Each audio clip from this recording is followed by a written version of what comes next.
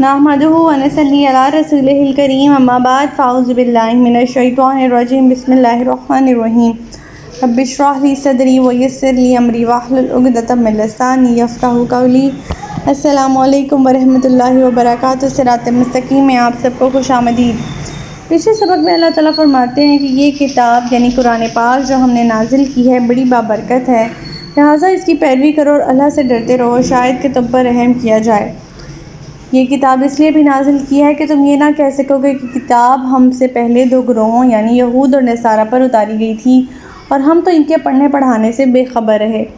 پھر اللہ تعالیٰ فرماتے ہیں کہ یا یہ مت کہو کہ اگر یہ کتاب ہم پر اتاری جاتی تو ہم یقیناً اس سے زیادہ ہدایت یافتہ ہو جاتے، یعنی یہود اور نصارہ سے زیادہ ہدایت یافتہ ہو جاتے۔ تو اب تمہارے پاس تمہارے پروردگار کی طرف سے ایک واضح دلیل ہدایت اور رحمت آ چکی ہے، پھر اس شخص سے بڑھ کر کون ظالم ہوگا جو اللہ تعالیٰ کی آیات کو جھٹلائے اور اس سے کنی کترائے۔ اور جو لوگ ہماری آیات سے کنی کتراتے ہیں انہیں ہم ان کے بدلے بہت بری سزا دیں گے۔ پھر اللہ تعالیٰ فرماتے ہیں کیا یہ اسی بات کا انتظار کر رہے ہیں کہ ان کے پاس فرشتے آئیں یا خود آپ کے پروردگار آئیں یا کوئی ایسی نشانی یا معجزہ آئے؟ جس دن کوئی معجزہ آ گیا تو اس وقت کسی کا ایمان لانا اسے کچھ فائدہ نہ دے گا جو اس سے بیشتر ابھی تک ایمان نہ لایا ہو یا اپنے ایمان کی حالت میں نیکی کے کام نہ کیے ہوں۔ آپ ان سے کہیے کہ تم ابھی انتظار کرو اور ہم بھی انتظار کرتے ہیں۔ پھر اللہ تعالیٰ فرماتے ہیں کہ جن لوگوں نے اپنے دین میں تفرقہ ڈالا ہے اور کئی طرح کے فرقے بن گئے ہیں ان سے آپ کو کچھ سروکار نہیں، ان کا معاملہ اللہ کے سپرد ہے، وہ خود ہی انہیں بتلا دے گا کہ وہ کن کاموں میں لگے ہوئے تھے۔ اللہ تعالیٰ فرماتے ہیں کہ جو شخص اللہ کے ہاں کوئی ایک نیکی لے کر آئے گا تو اسے اس نیکی کا 10 گنا ثواب ملے گا، اور جو برائی لے کر آئے گا اسے اتنی ہی سزا دی جائے گی جتنی اس نے برائی کی تھی، اور ان پر ظلم نہیں کیا جائے گا۔ ہمارا آج کا سبق آیت نمبر 161 سے لے کر آیت نمبر 165 تک ہے، تو آج کا سبق شروع کرتے ہیں۔ بسم اللہ الرحمن الرحیم۔ قل اننی ہدانی ربی الی صراط مستقیم دینا قیما ملۃ ابراہیم حنیفا وما کان من المشرکین۔ آپ ان سے کہیے کہ میرے پروردگار نے مجھے سیدھی راہ دکھا دی ہے، یہی وہ مستحکم دین ہے جو ابراہیم حنیف کا طریق زندگی تھا، اور سیدنا ابراہیم علیہ السلام مشرکوں میں سے نہ تھے۔ ہم یہ دیکھیں گے کہ ایک پیٹرن ڈیولپ ہوتا ہے کہ اللہ تعالیٰ نے جب قرآن پاک میں حضرت ابراہیم علیہ السلام کا ذکر فرمایا ہے تو ان کے لیے ورڈ یوز کیا ہے حنیفا مسلماً، ایک رخ مسلم، خالصاً ایک اللہ کی پرستش کرنے والے۔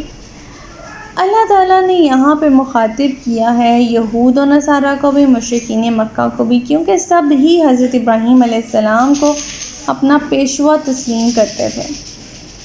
مشرکین مکہ کو یہ اعتراض بھی تھا کہ ابراہیم بت پرست نہیں تھے۔ اللہ تعالیٰ فرماتے ہیں مشرکین مکہ کو بھی یہ اعتراف تھا کہ ابراہیم بت پرست نہیں تھے۔ اللہ تعالیٰ فرماتے ہیں کہ میری سیدھی راہ یہی ہے اور اسی پر سیدنا ابراہیم گامزن تھے، لہٰذا تم لوگ اس دین سے الگ عقیدے گھڑ کر شامل نہ ہو جاؤ اور اس طرح الگ الگ فرقوں میں نہ بڑھو۔ جن کو تم اپنا پیشوا مانتے ہو یعنی حضرت ابراہیم علیہ السلام کو، وہ تو حنیف و مسلم تھے، ایک رخ مسلم تھے، ایک اللہ کی عبادت کرنے والے تھے، تو تم لوگ کس طرح انہیں اپنا پیشوا مانتے ہو جب تک کہ تمہیں ان کو فالو نہیں کر رہے۔ آیت نمبر 162۔ قل ان صلاتی و نسوکی و محیای و مماتی للہ رب العالمین۔ آپ ان سے کہیے کہ میری نماز، میری قربانی، میری زندگی، میری موت سب کچھ رب العالمین کے لیے ہے۔ یہ وہ توحید کا خالص نمونہ ہے جس پر سیدنا ابراہیم علیہ السلام عمل پیرا تھے۔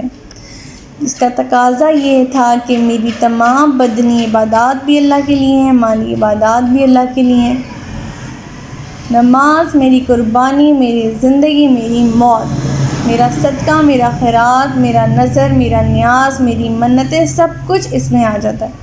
میرے جینے مرنے کا مقصد بھی اس میں آ جاتا ہے کہ میرے جینے مرنے کا مقصد شرک کو ختم کرنا ہے، کلمہ توحید کو بلند کرنا ہے، یہاں تک کہ اسی راہ پہ مجھے موت آ جائے۔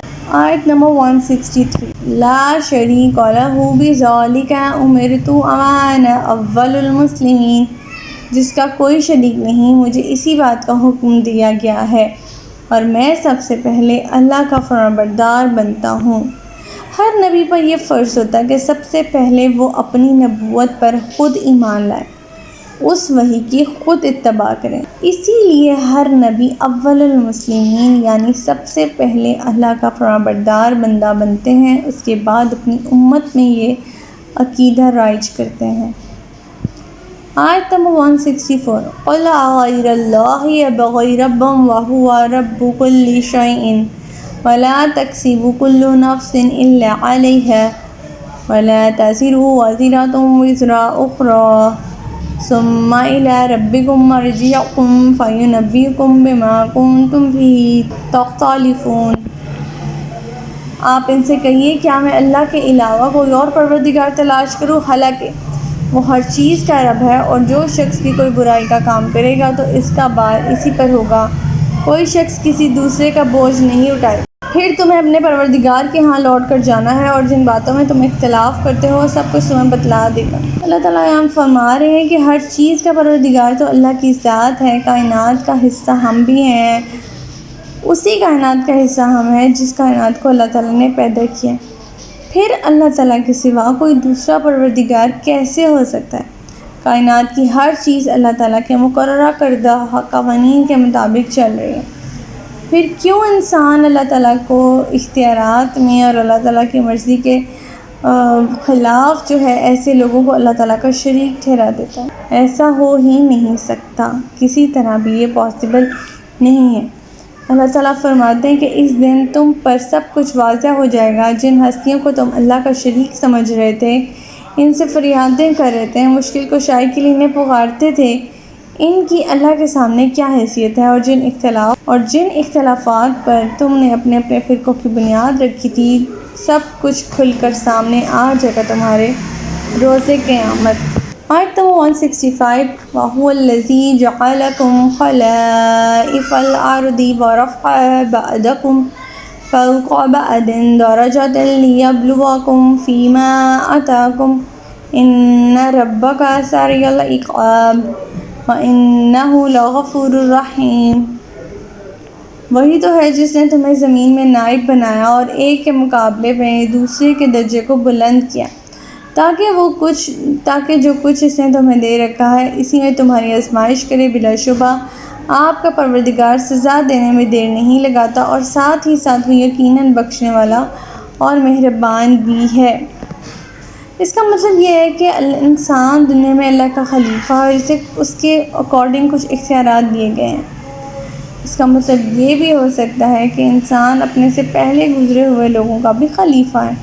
انسان کا امتحان انہی چیزوں پر ہے جو اللہ نے اسے دے رکھی ہیں، یعنی کوئی امیر ہے، کوئی غریب ہے، کوئی جاہل ہے، کوئی عقل مند ہے، کوئی بیوقوف ہے، کسی کے پاس قوت زیادہ ہے، جسمانی قوت، کوئی کسی کے پاس کم ہے، کوئی طاقتور ہے، کوئی کمزور ہے، تو یہ سب جو ہے اس کی بیسس پر اللہ تعالیٰ نے انسانوں کے کچھ درجات بنا دیے ہیں۔ جو خوبی اللہ نے کسی کو دے رکھی ہے ضرور اللہ تعالیٰ اس پر اس کو آزمائیں گے بھی۔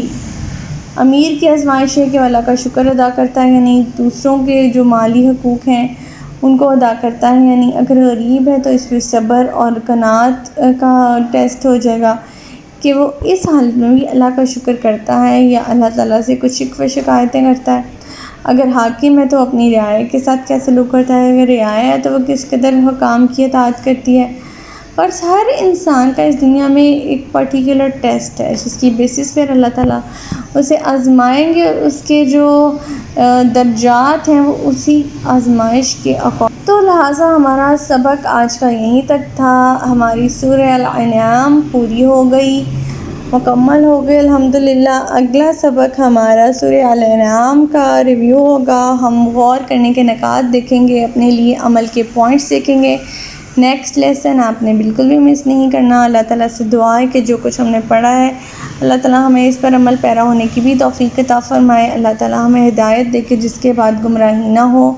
ربنا لا تزغ قلوبنا بعد إذ هديتنا وهب لنا من لدنك رحمة إنك أنت الوهاب۔ سبحانک اللہم و بحمدک نشہد ان لا الہ الا انت استغفرک و اتوب الیک۔ السلام علیکم ورحمۃ اللہ وبرکاتہ۔